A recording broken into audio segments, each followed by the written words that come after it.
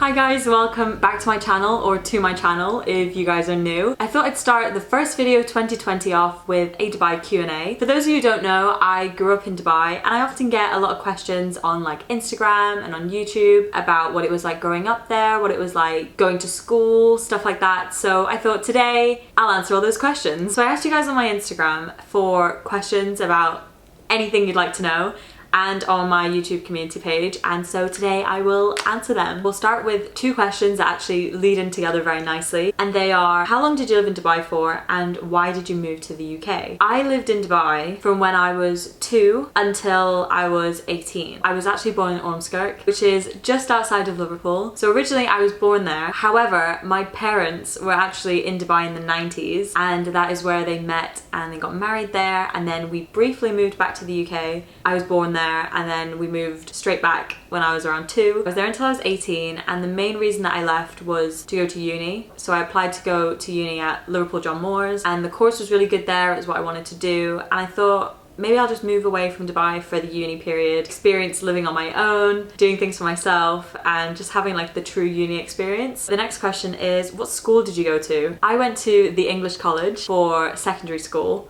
Well, if we go all the way back, I went to Jebel Ali Primary School for primary school. So that was from reception until year 6. So Jebel Ali Primary School is also like a British curriculum school. So in Dubai we have like the American curriculum schools, we had international schools, we had like Arabic schools, Indian schools. So obviously I went to an English school where like it was all British curriculum, so I did the exact same as like what everyone else did in the UK, and that was the same when I went to the English college. It was a British curriculum school. We followed the exact same curriculum, the exact same like exam boards and stuff like that. So that then leads in nicely to, what did you take for your GCSEs and A-levels? So obviously for my GCSEs, I took the usual ones like the Englishes, maths, sciences, and the ones that I had chosen to do were drama, media studies, geography, and Spanish. And then for A-level, I did media studies, drama and theatre studies, and English literature and language. So English literature and English language was one subject put together where you did like half and half lessons. It was a nice mix of reading and comprehension, and it was just really nice. I enjoyed it. Did you have to learn or speak Arabic? In primary school, we did have to learn Arabic. I can't remember what year we started learning Arabic in, but I remember we had to do that. It was like a compulsory lesson. So we'd learn Arabic, learn how to read and write and speak as well. And at the English college, it was also compulsory. At school, we'd always have to learn Arabic, so we had that a couple times a week. And we did Arabic at the English college up until year 10, I think. I think it was once you did your GCSEs, or you were going into your GCSEs, you didn't have to do it anymore. Did you have a uniform? Yes, I did have a uniform in both the schools I went to. I mean, I also went to nursery in Dubai, because obviously I was there since I was 2, but there was no like uniform in that sense. So yeah, I don't think you ever wear a uniform to nursery.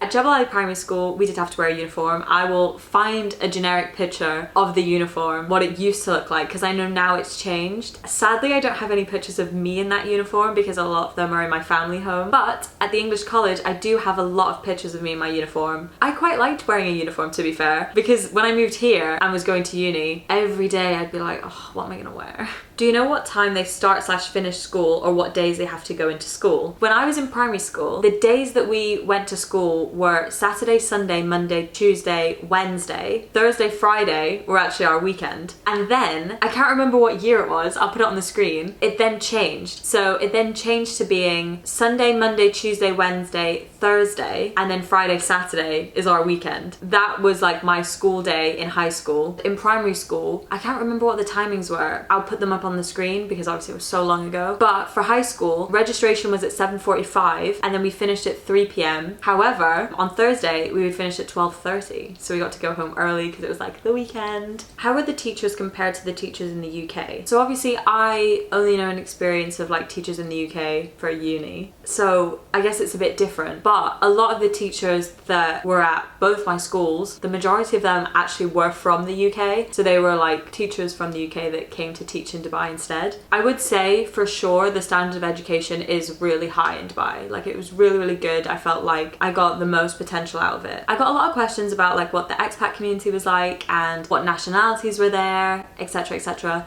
So at my school, there was so many nationalities in our friendship group. There was around 200 different nationalities in Dubai, which is wild. And it was so good to grow up around like so many different cultures where people were from like all different sides of the world, and you got to learn a lot about it. At school, we'd always have like international days. I don't know if in the UK you do that, I'm not really sure. But it was just so nice to really learn about where other people are from. And I think it was really good for growing up and developing as a young adult, even as a child, you know? And I think people are always really shocked because the expat community is huge. I'm pretty sure there are more expats than locals, I think. Bear in mind, this was 28th of August 2019. What languages do people mainly speak? There's Arabic, and people do speak Arabic. However, everything is in English. Everything will be like in both English and in Arabic. Everybody speaks English. It's not like you'd have to, if you were to move there, you'd have to learn Arabic for sure in order to speak to everyone. Because everyone in like customer service, everyone just anywhere speaks English. All the signs are in English and Arabic as well. What is your favorite thing to do in Dubai? There's so much to do, and genuinely, since moving to the UK, I appreciate just walking outside a lot more. Even though it's like super, super hot, I just love being able to like walk outside and not worry about like the wind, the rain. Where is your accent from, and where are your parents from? My dad is from Liverpool and my mum is from the Philippines. So I grew up in Dubai, and because I'm surrounded by so many nationalities, it's just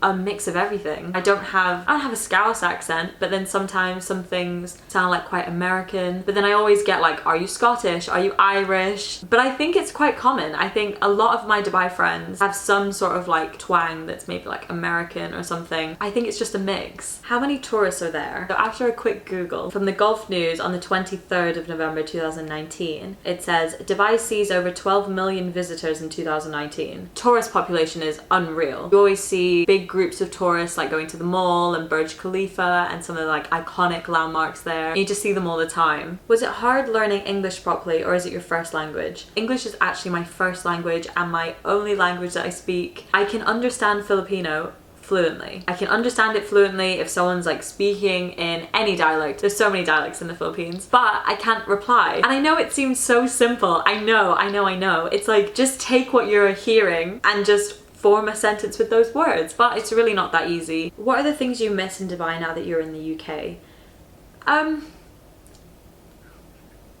There's quite a few things that I miss. Honestly, it's just so different living here. And I don't even know why I'm getting so upset. I think I speak for a lot of the expat community. To me, Dubai is the only place that has ever been home. And I think that's very much the same for if you're an expat in any country. I may have been born in England, but I didn't grow up here. And sometimes it's really hard to be away from your home. And I know it's so silly, like we were literally just there, but your home is your home. And for me, I don't have that connection to the UK. So I think I just miss the feeling of being home. Luckily, my boyfriend loves Dubai as much as I do. It's really nice to be with someone that sees what I see in the place. A few other things that I miss before I got all emotional for no reason are all the places to eat. Dubai just have endless amounts of choice and variety for food. One of the questions was actually, do I like Arabic food? I love Arabic food. I love it so much. It's so tasty. We have so many restaurants which are like in America or like in Asia or whatever. So I love going back to Dubai and eating at PF Chang's. I love the Cheesecake Factory. What was your favorite part about the landscape, weather, etc.? I love the weather. It's always nice to be in a sunny place. I think it really improves your mood. I mean, for me, for sure. The landscape is beautiful. You can't deny how beautiful some of the buildings are. I love the city. Like, I love it being so like busy. I love like the hustle and bustle. I love it so much. The buildings, like some of them are so futuristic and they're so beautiful. One of my favorite things about being back home home is driving around in the nighttime when you get to see like all the street lights, all the buildings, like the skyscrapers have like the most beautiful lights coming out of them. I've always loved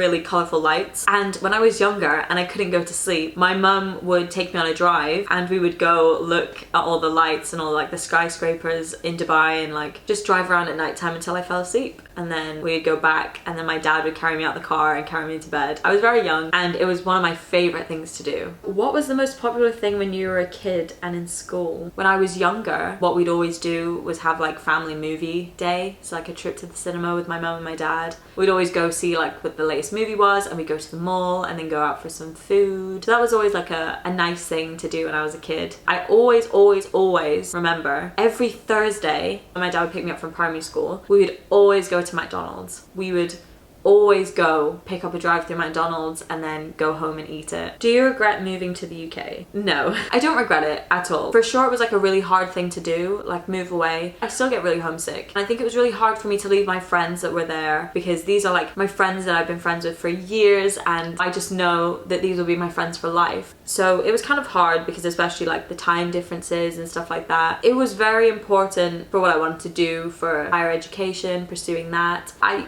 have a 2-1 degree now after 3 years of uni. I miss Dubai, yes, but I don't regret moving to the UK because I feel like a lot of amazing things have happened during my time here, and hopefully they do continue. I hope you've all enjoyed this video. It's just nice to kind of share my childhood almost and like my life experience with you guys. Next week's video will be something a little bit different. It'll actually be a taste testing video. So I will see you when I see you next Friday for that new video.